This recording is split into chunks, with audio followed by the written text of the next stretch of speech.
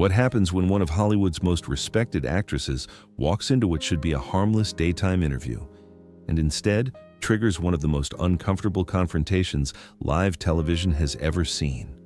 What was supposed to be polite promotion spiraled into a public dismantling that left an entire studio frozen in shock. This wasn't polished TV, this wasn't scripted tension, this was raw, unscripted collapse unfolding in real time for millions to watch. The moment Meyer Street took her seat, no one expected fireworks. Producers believed they had booked a calm, professional guest to discuss her latest film, nothing more. The Oscar winner, known for grace and discipline, sat down smoothly as the cameras rolled and the theme music faded away, settling into what looked like just another routine appearance. Across the table sat Joy Behar, wearing that familiar smirk longtime viewers instantly recognize. The look that signals she's about to poke, prod, and push just a little harder than necessary. It wasn't friendly curiosity, it was calculated tension, and it showed before she even spoke. "So, Mariel," Joy began, leaning forward with exaggerated interest, "tell us about this new movie of yours." Then came the twist. When I read the synopsis, I couldn't help but wonder if Hollywood has finally run out of original ideas. The jab landed fast and sharp, and the rest of the panel felt it instantly. Whoopi Goldberg, Sarah Haynes, and the other hosts exchanged uneasy glances. This wasn't Joy's usual playful skepticism. This was pointed, dismissive, and loaded with judgment right out of the gate. The tone of the interview shifted in seconds, and everyone in the room knew it. Mariel didn't flinch. She smiled politely, her voice calm and controlled as she responded, "Well, Joy, storytelling has always revisited themes that matter to people." She explained that the film focused on family, crisis, and emotional complexity, ideas that feel especially relevant given recent years. Her answer was thoughtful, measured, and professional. Joy waved her hand dismissively, brushing it all aside. "Oh, please, Mariel, let's be honest," she snapped. "You've built an entire career playing the same tortured woman over and over again." Then came the sting. The tears, the speeches, the suffering artist routine.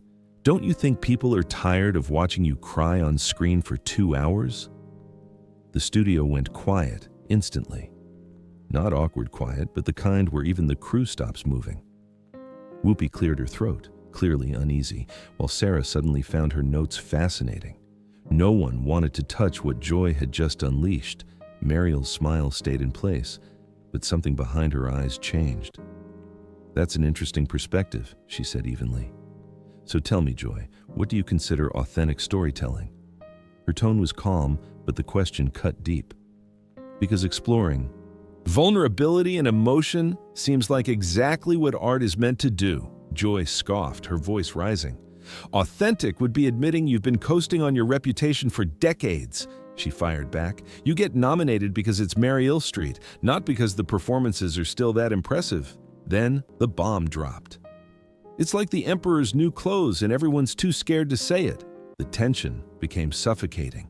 Cameras kept rolling as the panel sat frozen, realizing this had crossed into something ugly. This wasn't debate anymore. It was personal, aggressive, and wildly unprofessional. Mariel slowly set her water glass down and looked directly at Joy. "So you believe recognition comes from some kind of industry conspiracy, not craft?" she asked calmly. Then she leaned in. "Tell me, Joy, what's your background in performance that gives you authority to make judgments like that?" Joy's face flushed. "I don't need to be a chef to know when food tastes bad," she snapped. "I've been in this business long enough to recognize manufactured excellence." The words were sharp, but defensive. "This business?"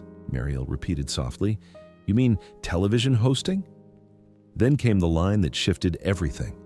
"Because acting, real acting, demands vulnerability and skill. I'm not sure you'd understand." The air in the room cracked. Whoopi tried to step in. "Ladies, maybe we should focus on the film itself." But Joy wasn't done. "Oh, here comes the superiority complex," she sneered. "You think awards make you untouchable? I've been calling out Hollywood phonies since before you were doing those ridiculous accents." That's when Mariel's composure finally fractured, just enough to show steel beneath the polish. "Phonies?" she said sharply. "That's rich coming from someone whose career is built on manufactured outrage and uninformed commentary." The words landed like a hammer. "You want authentic?" she continued. "Let's talk about sitting here daily, throwing opinions at subjects you don't understand, while real artists are out there actually creating something meaningful." The studio audience fell dead silent. Joy opened her mouth, but nothing came out. For once, there was no quick comeback. Cameras rolled, audience frozen, crew unsure whether they were witnessing a breakdown or television history. The words hung in the air like smoke after an explosion. Joy sat frozen, her mouth opening and closing as if searching for a response that wouldn't come. For once, the rapid-fire confidence she usually relied on had vanished completely. Mariel didn't raise her voice, and that made it worse. Calm carried more weight than shouting ever could. "I find it fascinating," she continued steadily, "that criticism without understanding is now treated as insight." Her gaze never left Joy's face. Joy finally snapped back, her tone sharper but clearly rattled. "Don't you dare lecture me about understanding," she shot back. "I've been watching film since before you even thought about acting."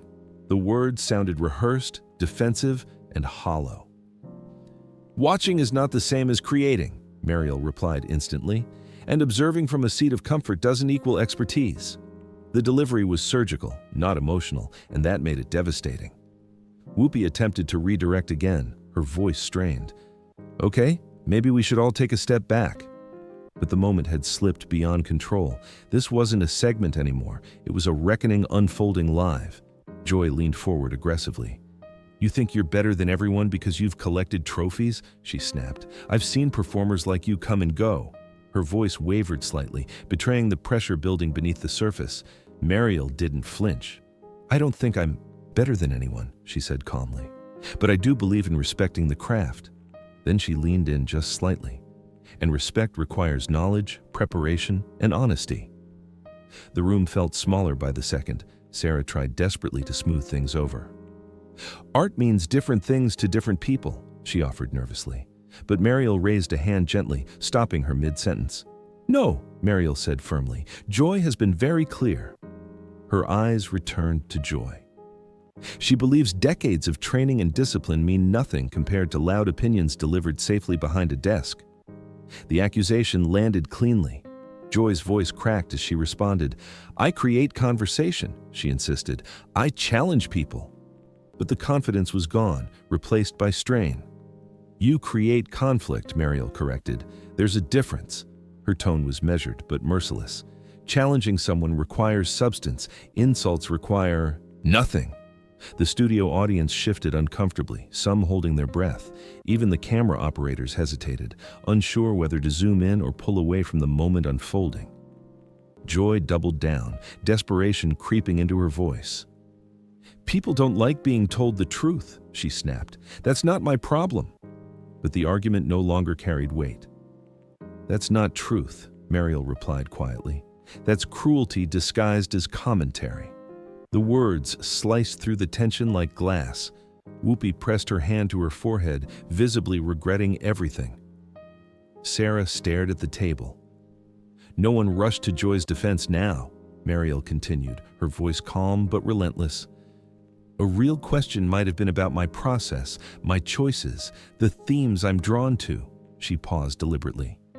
"Instead, you opened with dismissive insults and personal attacks." Joy tried to interrupt, but Mariel didn't stop.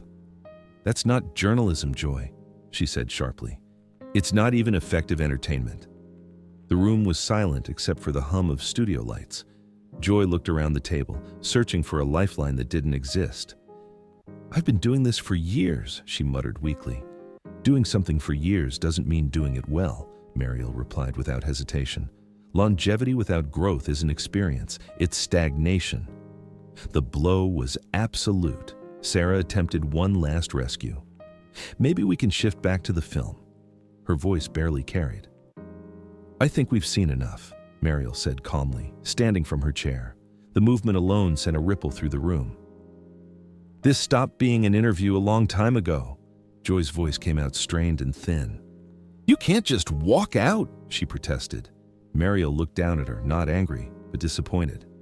You stopped conducting an interview the moment you chose to attack rather than ask. Her words were firm but controlled. The studio was silent enough to hear the air conditioning. Joy sat slumped, the realization of what had happened finally sinking in. The panel looked stunned, as if watching something collapse in slow motion. Joy made one last attempt to reclaim control. Fine. Walk away, she snapped. That's what people like you do when you can't handle real questions. Mariel paused, her hand on the back of her chair, and turned slowly. The look in her eyes wasn't anger anymore. It was resolve. Real questions? She asked quietly. Let me show you what a real question looks like. She sat back down, leaning forward with intense focus. The room froze again. Here's a real question, Mariel said, her voice steady but sharp enough to cut through the room. In all your years on television, can you name one moment where your confrontational style led to real understanding or positive change? The question landed like a weight dropped from the ceiling. Joy opened her mouth, then closed it again. No answer came. The silence stretched, thick and merciless, forcing everyone to sit inside it. And here's another one, Mariel continued without letting her off the hook. Can you explain to the audience why personal attacks qualify as professional journalism? Her tone wasn't mocking, it was clinical, almost instructional, which somehow made it worse. Whoopi tried again, her voice strained. Maybe we should take a break. But Mariel didn't look away from Joy for even a second. No, she said calmly. Joy wanted real questions. Her eyes never blinked. These are real questions about standards, responsibility, and the difference between challenging people and bullying them. Joy finally spoke, but the words sounded small. I'm not a bully, she insisted. I ask tough questions. Her hands trembled slightly on the desk. That's the problem, Mariel replied, shaking her head. Slowly. You think being disliked for cruelty is the same as being disliked for honesty? She leaned in just a fraction.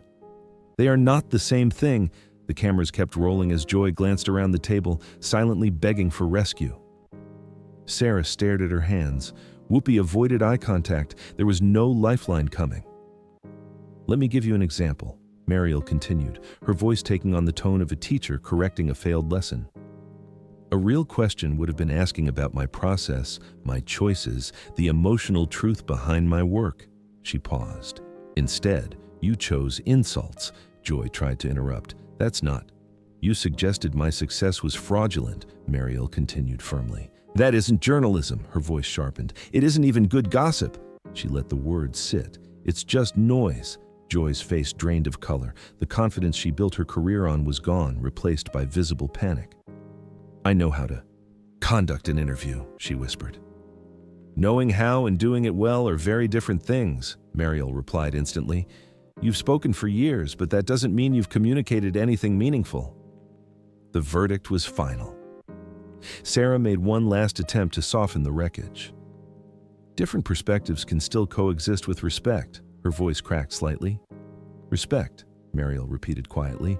Yes, she turned toward Sarah with a sad smile. That's exactly what's been missing. Then she faced Joy again. Respect for the guest, the craft, and the audience? Joy snapped, desperation breaking through. You think you're better than everyone else, she shouted. You think these speeches make you superior. Mariel stood slowly, her expression no longer angry, but deeply disappointed. I don't think I'm better than anyone, she said quietly. But I do believe we're all responsible for being better than our worst instincts. The words hit harder than shouting ever could. She gathered her purse and turned toward the camera. To the viewers at home, she said calmly, I apologize that what should have been a conversation about art became something ugly. Her voice didn't shake. That was not my intention. Joy made one last weak attempt to reclaim control. Maybe next time you'll think twice before coming on a show where we ask real questions. The line sounded rehearsed, hollow, and too late. Mariel stopped at the edge of the set and turned back slowly. The room froze. "Joy," she said with devastating calm, "the tragedy isn't that you ask difficult questions."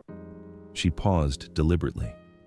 "The tragedy is that you think what you did today qualifies as asking questions at all." Her voice never rose. "Real journalism requires curiosity, preparation, and respect." The words cut deep. What happened here was none of that. She walked off as her heels echoed across the studio floor. The silence that followed was unbearable.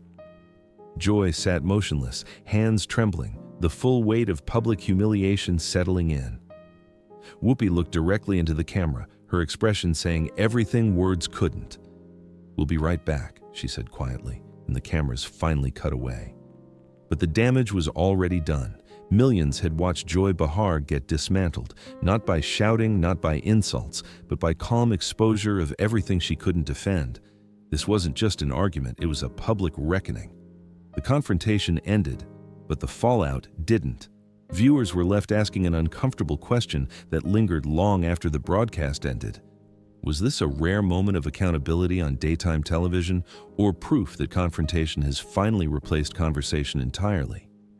Because when someone tries to tear another person down on live television and fails, the truth is unavoidable.